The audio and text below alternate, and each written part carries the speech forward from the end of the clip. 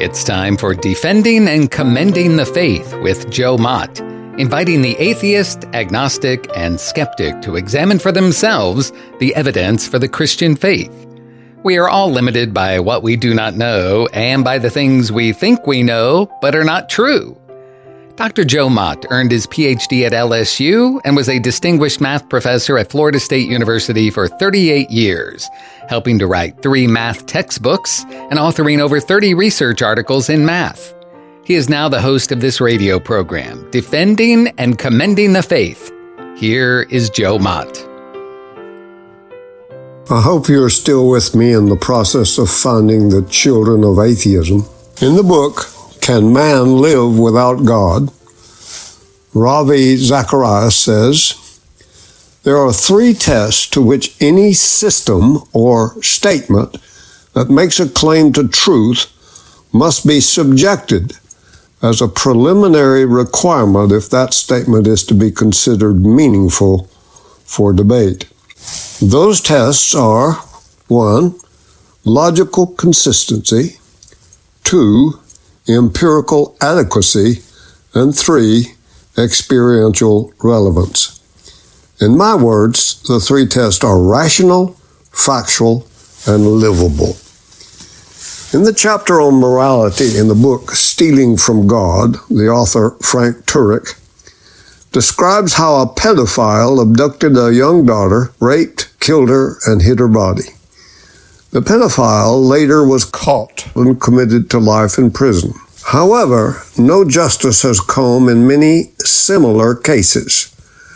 Turek pointed out that one 3-year study of 562 child murders showed that 35% of them went unsolved. Turek writes, imagine being the parent of a murdered child whose killer is still on the loose. Your horror is compounded by continued injustice. What if he is never caught? Many are never caught.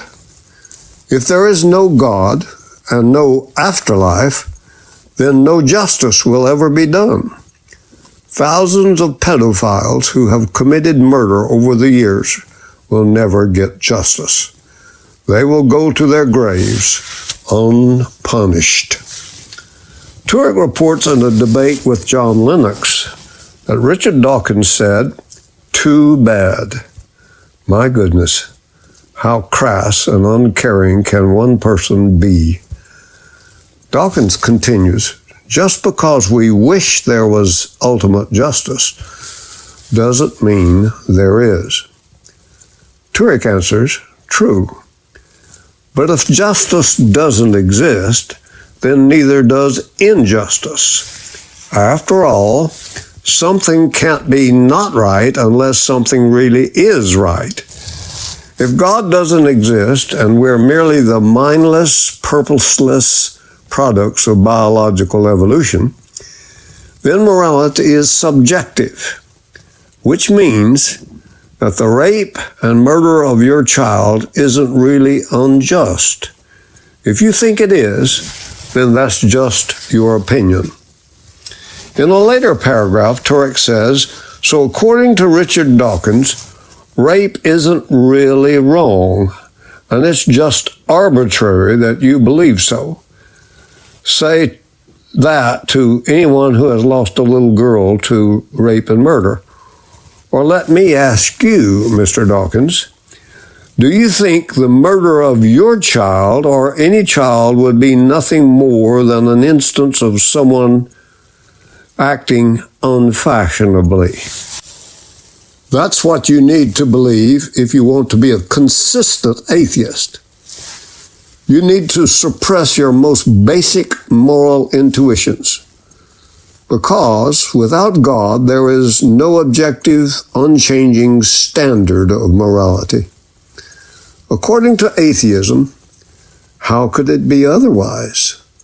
All of your thoughts and behaviors are merely the result of blind forces. Justice, morality, and free will don't really exist. In order to hold people morally responsible for their actions, atheists need to steal free will and morality from God. Imagine a society that did not hold people morally responsible for their actions. There would be no civilization. The moral implications of atheism is unlivable. In the last episode of this program, I asked if Kai Nielsen's and Richard Dawkins' morality was a subjective morality. Remember, this is the view that all moral judgments are expressions of the sentiments or tastes of the speaker. Thus, when a pro-life advocate maintains abortion is immoral, the moral subjectivist assumes that the pro-life person is not speaking objectively and chooses to understand that to be nothing more than saying something about the person's own feelings or sentiments. The moral subjectivist will likely understand the pro-life advocate as saying merely that I don't like abortion. Of course, in the context of moral subjectivism, similar things could be said about the declarations of a pro-choice advocate. One person is sharing a description of her sentiments, while the other is merely sharing a testimony regarding her opinions.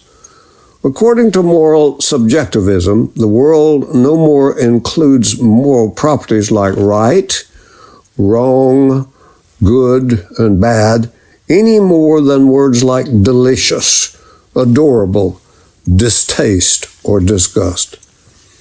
If moral subjectivism is true, then this reduction of moral judgments to expressions of sentiment is not limited to controversial issues like abortion. Even those bedrock moral beliefs that we considered earlier in episodes 77 and 78 are subjective to such reduction. Child molestation is wrong, and the Nazis' gassing of the Holocaust victims was a moral tragedy, become expressions of the speaker's sentiments, and thus is understood as saying, I detest child molestation, and I'm sad when I think about the Holocaust victims. On the view of moral subjectivism, the Nazis gassing the Holocaust victims was not, strictly speaking, wrong or tragic. While it is true that nearly everyone who hears of the Holocaust is engulfed with grief, this does not show that the Holocaust was really, in itself, tragic or wrong. My reaction to moral subjectivism is the subtitle of the book Relativism by Francis Beckeith and Gregory Koukl. Feet firmly planted in midair. Allow me to contrast the moral cop-out of moral subjectivism with moral realism. The moral realist maintains that the world includes moral properties such as good, bad, right, wrong, virtue, and vice, in addition to, say, physical properties of things. Thus, when the moral realist says that the Nazis' gassing of the Holocaust victims was wrong, he means that the relevant actions and events have that very same property, and that they would have that same property even if everyone in the world was deluded into thinking that it was a good thing. If abortion is wrong, it is really wrong, and it will be wrong even if a whimsical American public voted overwhelmingly in favor of it. There is a real difference between being legal and being morally right. In denying such things, the moral subjectivist thus embraces a form of moral anti-realism. Both Nielsen and Dawkins think that we can have objective moral standards without God. I and others have given a moral argument that the existence of objective moral laws point to the existence of God. The moral argument's history can be traced back to the 18th century German philosopher Immanuel Kant. He rejected the ontological, cosmological, and teleological arguments that were in vogue in his time. Note that was prior to the scientific discovery of the Big Bang and the anthropic principle. So he would have had less evidence to go on to support those arguments. Kant believed that most of us find ourselves inescapably confronted with moral experience. There is no better expression of this confrontation than his statement, "Two things fill the mind with ever new and increasing admiration and awe: the starry heavens above me and the moral law within me." Kant's statement suggests that the reality of moral experience can no more be doubted than the reality of the sensible experience of being out under the stars at night and seeing the heavens above. In the same way that a person can find himself in the sensate world, conditioned by objects existing independent of the person's body, he can also find himself in a moral world, conditioned by an objective moral law existing independently of his own opinions or inclinations. If we ask someone to survey the starry heavens above, and he responds, "What starry heavens?" then we would judge the person to be either blind, irrational, or otherwise somewhat lacking in sanity. Ravi Zacharias said to one moral subjectivist, "If I were to take a young child and chop it to bits with a sword, in your opinion, would I have done anything wrong?" The moral subjectivist replied, "I wouldn't like it.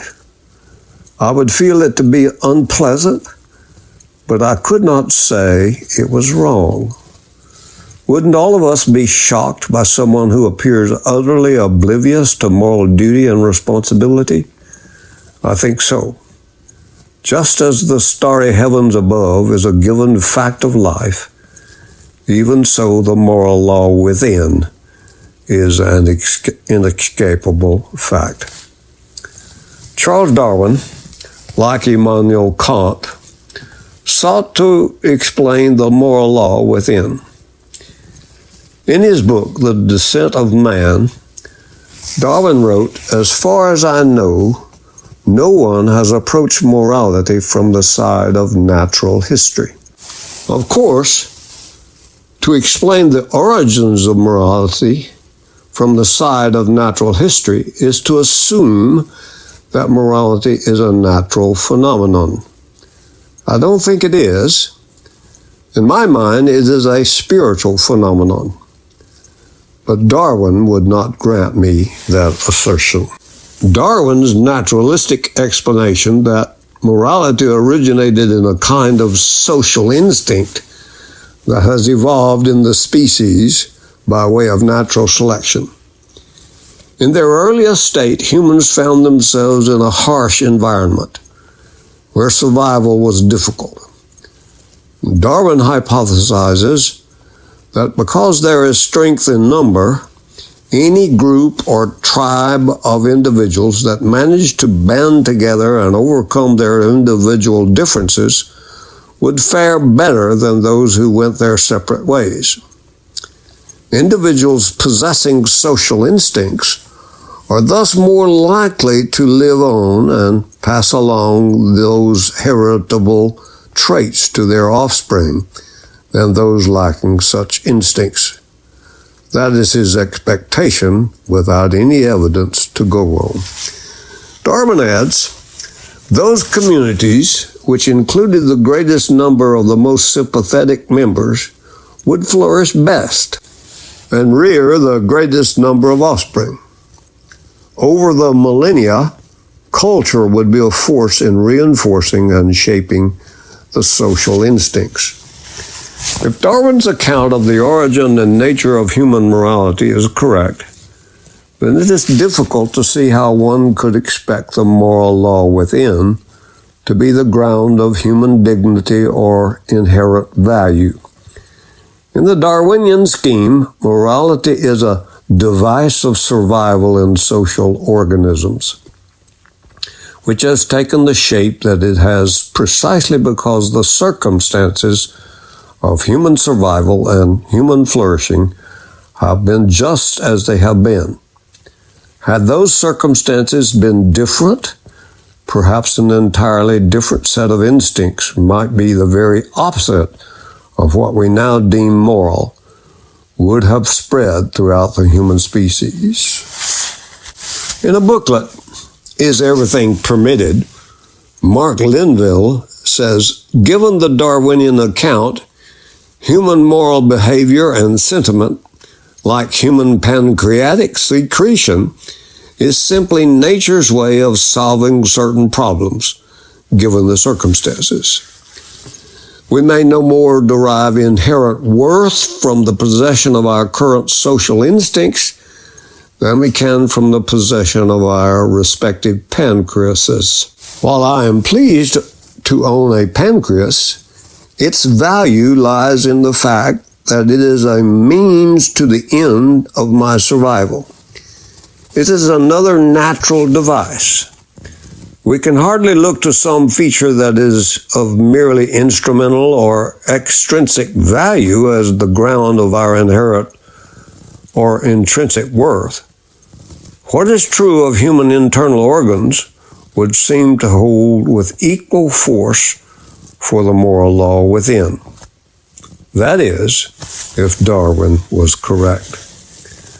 The problem for a Darwinian account of human morality run much deeper than this.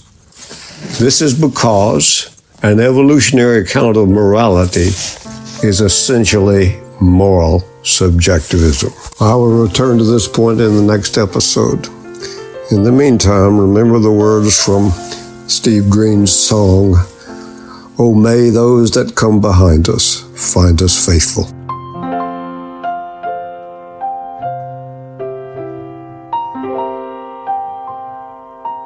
Thank you for listening to Defending and Commending the Faith with Joe Mott, a production of Wave 94 Radio in Tallahassee, Florida. If you have any questions or comments for Joe, please forward them to Doug Apple at Wave94 at this email address, dougapple@wave94.com. And be sure to join us every Monday evening at 6:45 p.m. on Wave 94 and subscribe through your favorite podcast app. Defending and Commending the Faith with Joe Mott.